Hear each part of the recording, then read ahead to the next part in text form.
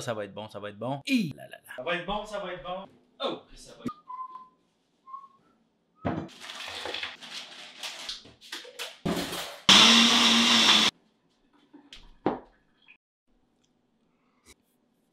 oh, qui est bon ce smoothie-là et oh, qu'elle va être bonne cette capsule-là. Pourquoi elle va être si bonne que ça? Eh bien, cette capsule-ci se veut une espèce d'introduction de base, si on veut, pour l'ensemble des capsules qui vont suivre. Donc, les gens qui vont visionner attentivement cette capsule-ci vont mieux comprendre toutes les capsules qui vont suivre, vont comprendre dans quel sens on s'en va et vont avoir un meilleur portrait global de la situation. C'est assez tentant de rester là, hein? Bon, compte jusqu'à 10.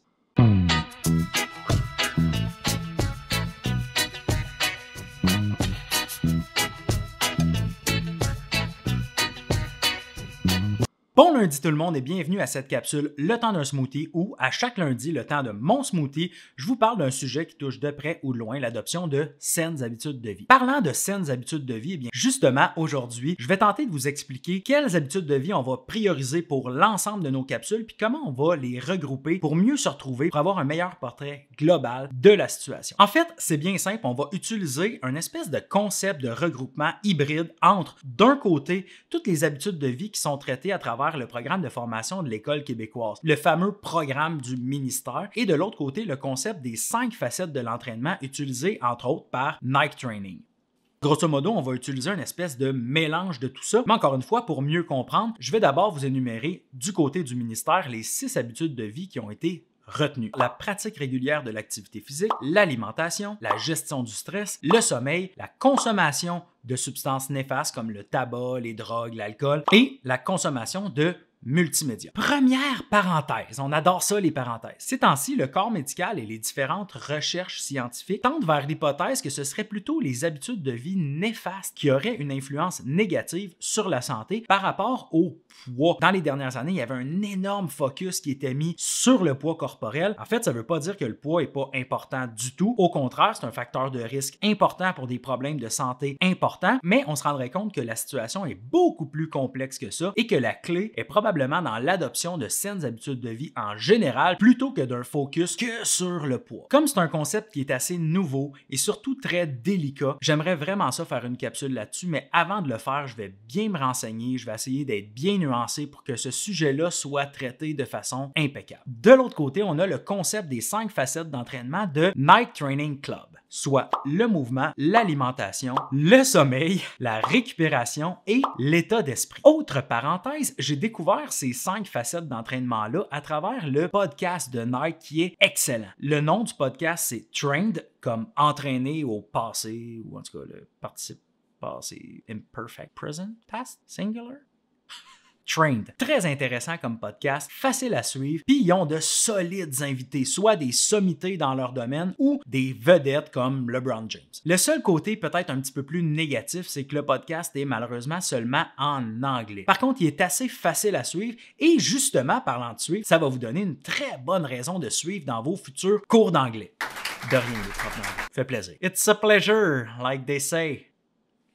D'ailleurs, si vous écoutez déjà des podcasts, que ce soit reliés au sport, à l'activité physique, à l'entraînement ou à toute autre chose, je serais curieux de le savoir. Je serais curieux de savoir les gens de quel âge écoutent tel type de podcast afin de préparer peut-être une petite liste dans le futur de top podcasts. Bref, on revient à nos moutons et on mélange d'un côté les 6 habitudes de vie du ministère de l'Éducation, les 5 facettes de l'entraînement de Nike Training Club, on mélange le tout, on garde ce qu'on veut et on obtient les 5 habitudes de vie qu'on va retenir pour la grande majorité de nos capsules. Pour en parler puis pour avoir un petit truc pour retenir ces 5 habitudes de vie-là, on va utiliser les 5 doigts de la main. D'abord, on a le pouce qui, étant le doigt le plus fort de la main, représente l'activité physique, les gens forts. Dans nos capsules, oui, il va être question du côté entraînement, des questions un petit peu plus pointues, mais on va aussi aborder la pratique régulière de l'activité physique pour la masse, pour l'ensemble de la population, les jeunes, les moins jeunes, etc. Deuxième doigt, l'index. L'index qui est le doigt le plus important de la main et qui représente l'alimentation. Comme vous le savez tous, l'alimentation est une habitude de vie incontournable et super importante. Dans nos capsules, il va être question d'alimentation autour de l'entraînement, mais aussi de l'alimentation au jour le jour. Troisième doigt, le majeur.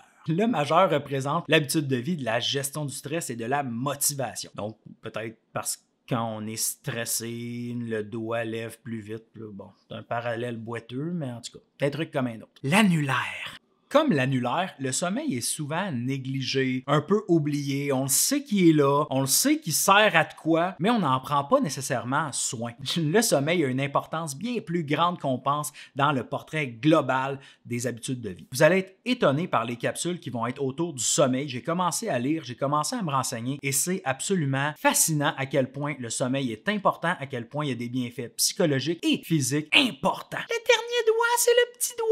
L'auriculaire va être associé à la récupération. La récupération qui est peut-être l'habitude de vie, oui, la plus petite, hein, c'est le petit doigt, il est de côté, mais quand on n'en prend pas soin et on se le vire, ça fait mal. Donc quelqu'un qui ne prendrait pas soin de sa récupération dans une perspective d'habitude de vie ou d'entraînement pourrait avoir des conséquences assez horribles sur sa santé et sur ses performances. Dernière parenthèse, les plus allumés auront remarqué que j'ai pas traité de la consommation de substances néfastes comme le tabac, l'alcool, les drogues, etc. Et je n'ai pas parlé non plus de la consommation de multimédia.